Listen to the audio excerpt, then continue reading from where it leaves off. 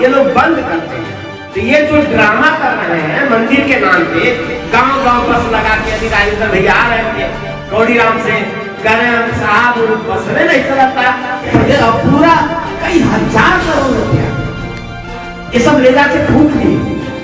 और पूरा थानेदार से लेकर के तहसीलदार से लेकर के मतलब गांव में समझिए छोटा कर्मचारी सफाई कर्मी सबसे आलू खरीदते हैं, सरफ खरीदते हैं, जूता खरीदते हैं, चप्पल खरीदते हैं, साड़ी खरीदते हैं, चश्मा खरीदते हैं, घड़ी खरीदते हैं, जो कुछ भी खरीद रहे हैं, जूता चप्पल सब में हम लोग टैक्स दे रहे हैं।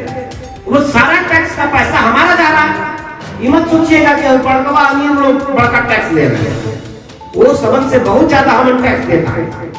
ई बात को सब रिटर्न दाखिल करेंगे, हम रिटर्न नहीं दाखिल करेंगे, हम रोज सड़क खरीदतानी रोज हम टैक्स देता है। तो ये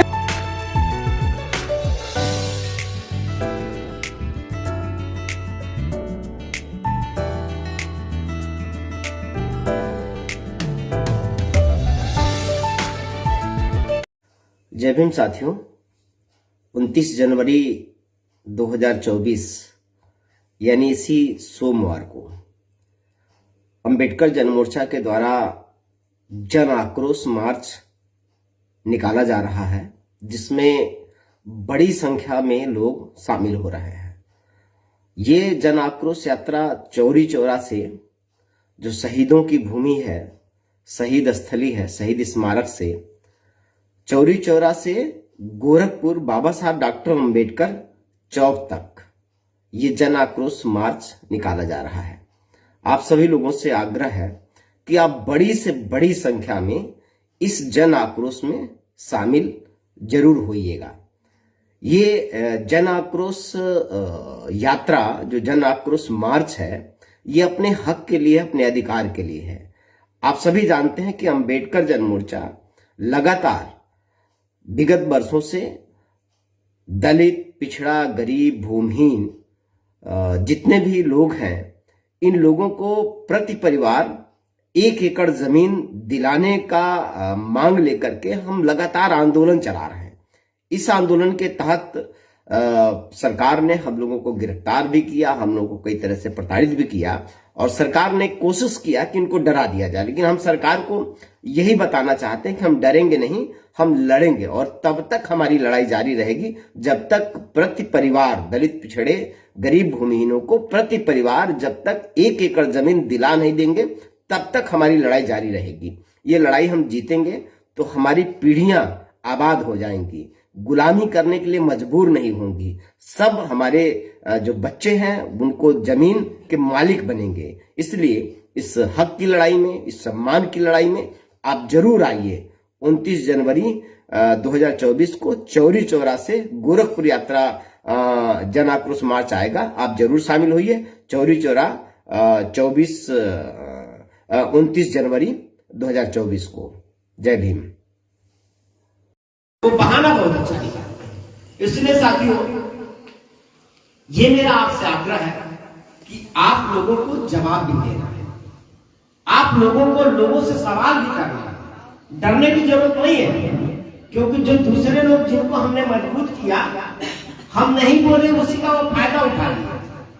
हम नहीं बोले उसी का वो फायदा उठाए कि ये लोग तो बोलेंगे नहीं, हमारे गुलाम है, चाहे हम उनकी लड़ाई लड़े चाहे न लड़े।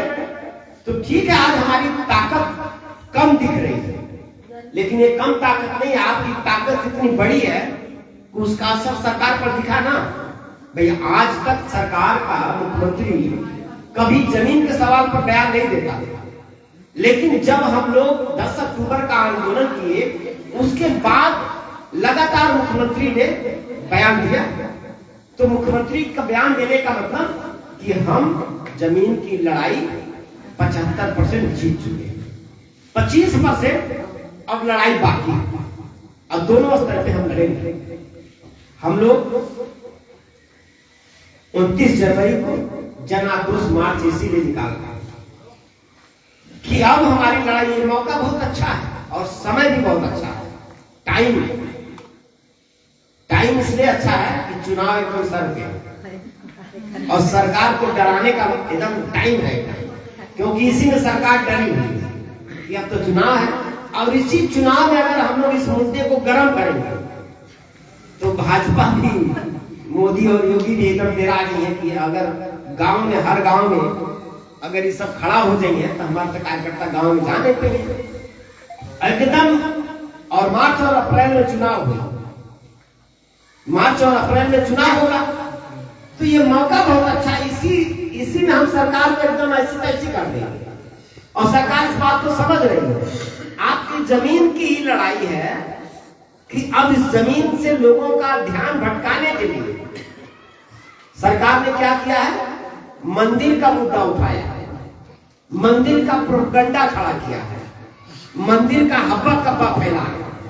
आप देख रहे हैं ना, ये जो मंदिर राम और ये भगवान, ये सब जो तमाशा कर रहे हैं लोग, गांव गांव हर मंदिर का पूरा सजवाने में लगे हैं, गांव गांव भजन कीर्तन, आप अपना, इसलिए कि आप सब लोगों का ध्यान भटक जाए, अपना सही अधिकार आप लोग मांगे ना। भाई पढ़ाई छीन रहे हैं तो आप पढ़ाई की बात ना करें, रोजगार दिए नहीं तो वो रोजगार की आप बात ना करें, जमीन आपका अधिकार है, अधिकार, ये जमीन का अधिकार आपको दिए नहीं तो आप जमीन की बात ना करें। तो सही जो बात है आप उसका सवाल न उठाएं, सारे सवालों का दफनाने की जो कोशिश है, ये राम मंदिर का उद्घाटन, ये जो राम मंदिर का उद्घाटन कर रहे, उससे भी भगवान से डरवा के आज तक हमन का शोषण भई बा। भाई भगवान से कहले सब, अरे बड़कवा छोटवा सब ऊपर से बना के आवल, हम लोगों को गरीब बना दिए और दिखा दिए कि भगवान बना के भेजने वाले। तो हमेशा ये लोग, हम लोग भगवान का डर दिखा करके दलितों की आवाज बंद करते हैं, पिछड़ों की आवाज ये लोग बंद करते हैं। तो ये जो ड्रामा कर रहे हैं मंदिर के नाम पे, गांव गांव बस लगा के, अभी राजेंद्र भैया आ रहे थे कौड़ीराम से, कह रहे हैं साहब बस में नहीं चलता, सारा सरकारी बस भेज दिया गया अयोध्या। आप सोचिए कि कई हजार करोड़ रुपया इस सरकार ने सरकारी पैसा फूंक दिया मंदिर के नाम पे। जितना पैसा मंदिर के नाम पे फूंक दिए, उससे कम पैसा लगता जमीन खरीद करके गरीबों को बांट दिया, उससे कम पैसा। लेकिन ये लोग अधिकार नहीं देना चाहते, लेकिन धर्म के मतलब प्रोपगंडा में, धर्म के जाल में, एकदम ऐसे जाल, धर्म का जाल बनाओ ना, और मछली के सब फेंक देने वाले हैं, और मछली जैसे खींच के और ले जाके काट दिए। भाई जाल धर्म का बना दिया ना, और फेंक देने वाला समाज के ऊपर। ये भाजपाई बहुत ड्रामाई हो गया।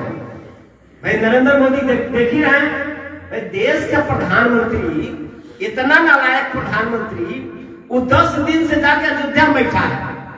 देश का प्रधानमंत्री बताइए, उसके ऊपर इतना जिम्मेदारी रहता है, इतना काम रहता है, दूसरे देशों के प्रधानमंत्रियों को 1-1 मिनट का टाइम नहीं है, और ये प्रधानमंत्री जाकर के पत्थर की मूर्ति के सामने जाके एकदम सो करके ऊपर ऐसे अपना वो क्या कर रहा है, ड्रामा कर रहा है।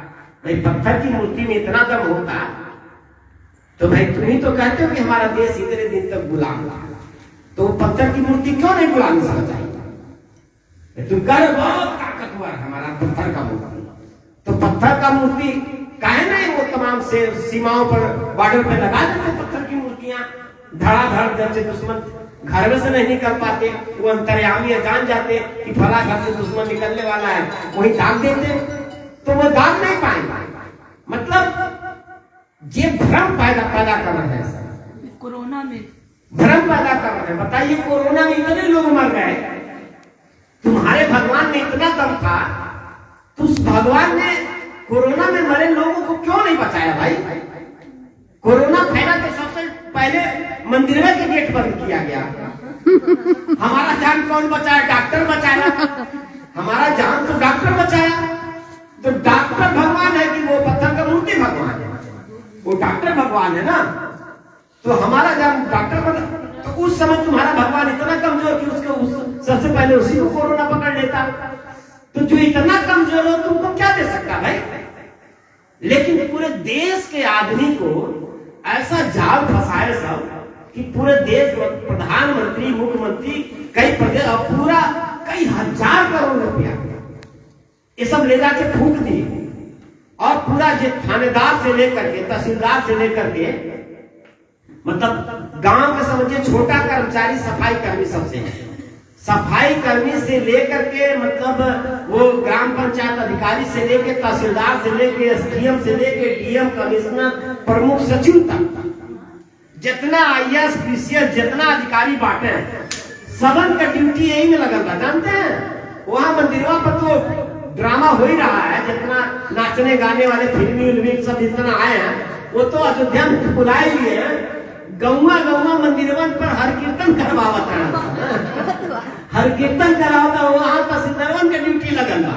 तहसीलदार और गांव के जितना कर्मचारी बाणे ग्राम विकास अधिकारी वो सब जितना थानेदार बाणे ये सब घूमता देखता कि कौने मंदिर पर कीर्तन नहीं होता, मतलब जबरदस्ती और पैसा उसके लिए दे रहे हैं, पैसा उसके लिए दे रहे हैं। इतना पैसा लगा करके बताइए पूरे देश का पैसा बर्बाद कर दिए।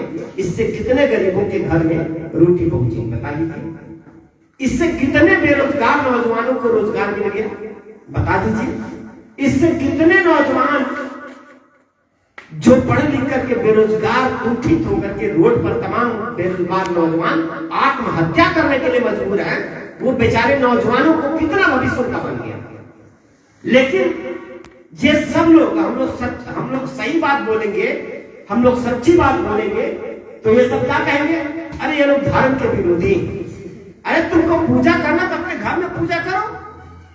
ये जनता सरकार जो पैसा फूंक रही है किसका पैसा फूंक रही है, वो हमारा पैसा फूंक रही है ना, हम गरीबों का पैसा फूंक रही है ना। हर बात में हम लोग टैक्स दे रहे हैं, बात में हम लोग टैक्स देते हैं, साबुन खरीदते हैं, सरफ खरीदते हैं, जूता खरीदते हैं, चप्पल खरीदते हैं, साड़ी खरीदते हैं, चश्मा खरीदते हैं, घड़ी खरीदते हैं, जो कुछ भी खरीद रहे हैं जूता चप्पल सब में हम लोग टैक्स दे रहे हैं। वो सारा टैक्स का पैसा हमारा जा रहा है। ये मत सोचिएगा कि बड़कवा अमीर लोग बड़का टैक्स दे रहे हैं, वो सबन से बहुत ज्यादा हम टैक्स देता है। ई बाकी वो सब रिटर्न दाखिल करें, हम रिटर्न नहीं दाखिल करेंगे, हम रोज साबुन सरफ खरीदतानी, रोज हम टैक्स देतानी। तो ये हमारा पैसा सरकार बर्बाद कर रही है, ये सरकार बर्बाद कर रही है। और आप सोचिए कि चुनाव आ गया, अधूरा मंदिर है, जिस धर्म को ये मान रहे हैं सब वो मंदिरवा भी इनका अधूरा है, लेकिन चुनाव के चक्कर में ये जान रहे हैं कि भाई हम तो कहे थे कि हम नौकरी देंगे सबको, नौकरी दे नहीं पाए। ये तो जान रहे हैं कि हम जो वादा किए थे पूरा नहीं कर पाए, तो चलो धर्म का जाल फेंका, ऐसा मछली फंस जाएंगे और जाल में खींच के लावा और मंदिर के अंदर काटना। ये तो है, काटने का पूरा व्यवस्था कर दिए लोग। तो इस बात से हमको सावधान रहना है, अपने लोगों को गांव-गांव में समझाना है। और ये मौका बहुत अच्छा है, जमीन तो देंगे, इनके पिताजी देंगे, क्योंकि हमको यही बताना है। और गांव-गांव हम लोगों को एक बैनर बनवाना है, छोटा एक बैनर बनवाना है और बैनर पे यही लिखना है कि जो हमको जमीन देगा वही हमारे गांव में आएगा।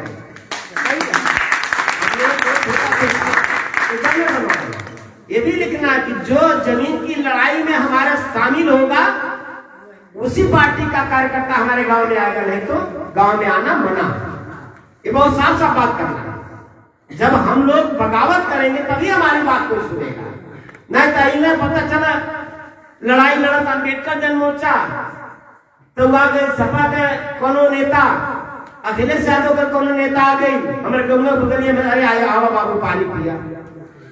तो जब पानी पिया तब का हुआ, बसपा मायावती के कोनो नेता आ गए, आवा बाबू तो हमारे रिश्तेदारी खावा पानी पिया। कहते भैया मायावती के कार्यकर्ता हुआ ना, तो वो ऐसे समझ आइए।